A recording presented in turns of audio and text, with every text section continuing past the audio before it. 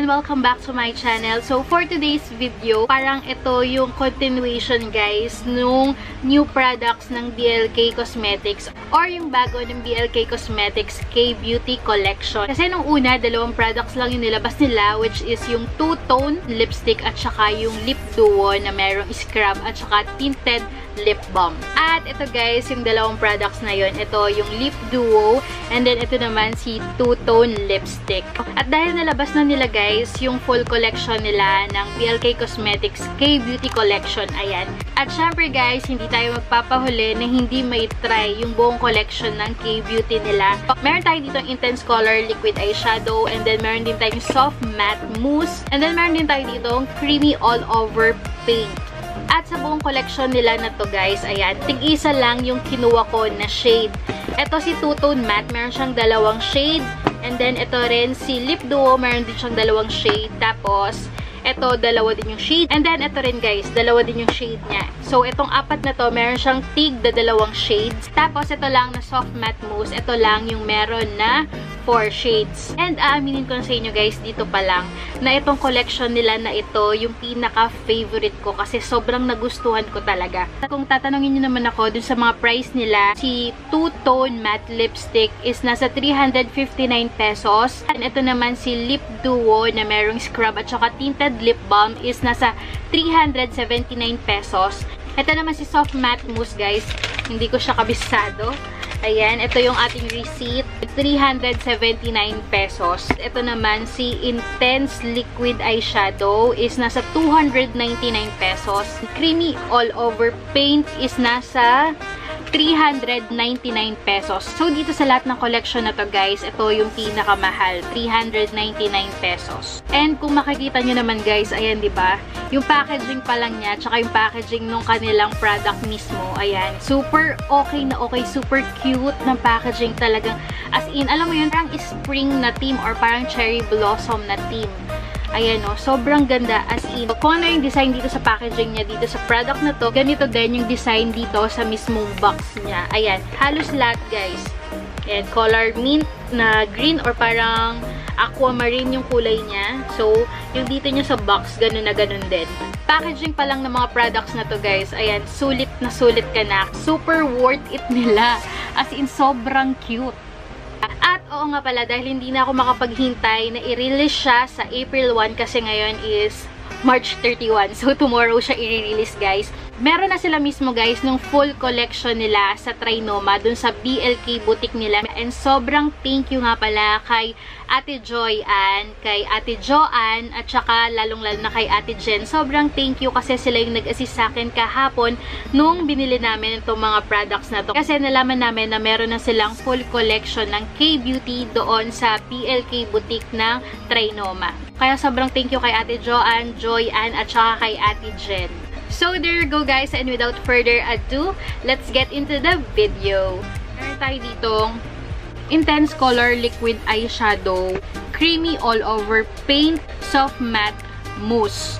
And kita nyo naman na naka-foundation lang ako, hindi ko pa yan sineset ng powder kasi gagamitin natin tong bagong products ng BLK. So, mag-start tayo dito kay Intense Color Liquid Eyeshadow. Ang pinili ko na shade dito is Daisy. Packaging niya ganyan guys, ayun no? Tapos ito rin yung takip niya, ganyan din, diba? Super cute!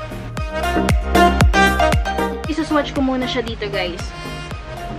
Ganyan yung color niya, and then kapag blend out ko siya, ayan, yung pinaka shade niya. Ang ganda ng shade niya guys. Ayan. Very creamy nung kanyang consistency, and then kahit na ayan, kamay mo lang yung gamitin mo, okay na okay siya. Very blendable.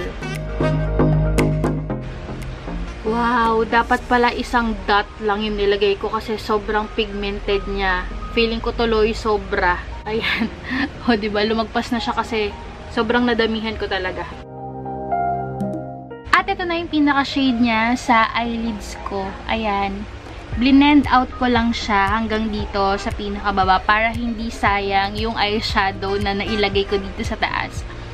Ayan guys, na-blend out ko naman ng maayos. Very creamy ng formula niya. Tapos ayan guys, diba, yung kulay niya, pwedeng-pwede rin to sa cheeks kasi madali siyang i-blend. Pero dahil meron tayong ilalagay na creamy all over paint sa cheeks, hindi ko siya pwedeng ilagay sa cheeks. And then yung shade pala na napili ko is Peony. And yung itsura niya is ganito.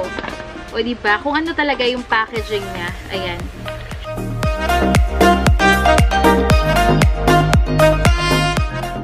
Same din siya dun sa doe foot applicator nung creamy cheek paint. And dot lang muna. Tapos, i-blend ko siya. Wow, sobrang pigmented. Grabe. Ang pigmented niya, sabi ko sa inyo eh. Ito, hindi siya basta-basta na creamy cheek paint dahil pwede siya sa lips. Pwede siya sa eyelids mo. Kaya ganito yung formula niya. Kaya sobrang pigmented. At dahil meron ako dito guys sa kamay, ito na lang yung ilalagay ko sa cheeks ko kasi sobrang pigmented niya talaga. Yan. Isang dot lang. Wow. Super nice ng color. Ayan. Easy to blend din siya. Hindi niya naalis yung foundation mo. Ayan guys. Super nice niya sa cheeks. Gusto ko yung shade niya. Ang ganda. Perfect talaga na pang Korean look.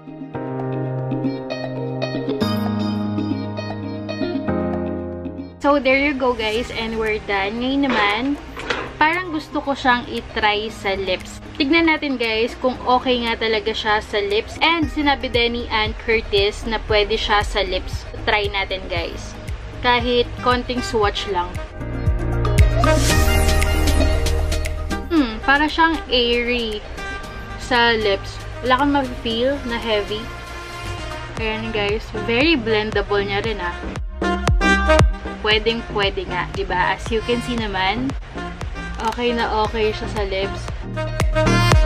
Tsaka ang ganda ng shade niya, guys. Ayan. Parang ano lang, light pink. O, diba? Ang ganda. Okay na okay siya sa lips. Wala kang mararamdaman na kahit ano or kahit na something sa lips mo. Perfect siya for everyday use. Siguro kung ito lang yung dala mo sa bag mo, okay ka na kasi meron ka ng pang cheek tint, meron ka na sa lips, and then meron ka na rin na pang eyeshadow. O, diba? Soft matte mousse. Ang shade naman na pinili ko dito is yung Rose. Ito yung pinaka parang pinkish red ang kulay. Ito yung kinuha ko kasi gusto ko siya na gamitin din na parang pang gradient look. Ito guys, yung kanyang itsura. Ayan, same na same din yung packaging niya. Doe foot applicator is transparent siya dito. Ayan, and then ayan yung kanyang doe foot applicator. Tapos ang kanyang shade ay ganyan. So, ito i-blend natin. Very blendable niya din guys. Ayan. Itong mga products na to guys, very creamy at saka very blendable. Hindi ako nagkamali sa shade. Buti na lang ito yung pinili ko. Kasi, pwedeng-pwede talaga siyang i-gradient. Ayan. And then, i-blend ko lang siya. Ayan o, nabiblend talaga siya ng maayos. Tsaka ang soft niya sa lips. Sobra. Sobrang lambot. So, ayan na siya nung na-blend ko. Dito naman sa upper part.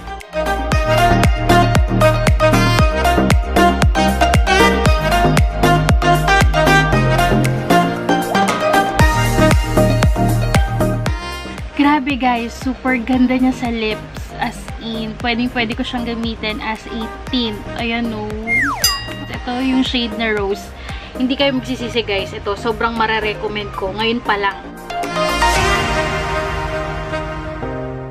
So, eto na guys, yung pinaka-final look ko dito sa tatlong products na to. Ayan guys, sobrang nagustuhan ko talaga sila. As in, okay na okay talaga sila. Pang Korean look talaga siya. At ngayon naman guys, punta tayo dun sa aking thoughts and honest review para dito sa mga products na to. So, itong sasabihin ko sa inyo, ito na yung pinaka-summarize ng review ko para dito sa tatlong products na to. Dahil na-review ko na sa inyo yung Lip Duo at saka yung Two-Tone Matte Lipstick, hindi ko na siya guys isasama dito. So, ito na lang talagang tatlong products na to. Ayan. Mag-start tayo dito kay Intense Color Liquid Eyeshadow. Sa pangalan pa lang guys na Intense Color, yes, sobrang intense, sobrang pigmented ng kulay niya. 'Di ba? Nakita niyo naman guys sa pag-apply ko kanina na sobrahan pa nga ako kaya kinalat ko na lang siya. It's very creamy niya. So ang dali-dali niya talagang i-blend. Talagang mabe-blend mo siya ng maayos. Siguro kahit isang dot lang 'yan. Tapos pag blend mo ng ganyan, ayan, talagang sakop na yung buong eyelids mo. Meron na siyang eyeshadow. Kaya sa formula niya guys, wala akong reklamo kasi sobrang creamy talaga. Punta tayo sa kanyang scent. Yung scent niya guys, kung ano yung shade name niya. Ang shade name nito guys is Daisy. Tapos yung amoy niya is ganun din. Daisy din yung amoy, ang bango, fruity scent. Ito guys, yung soft matte mousse.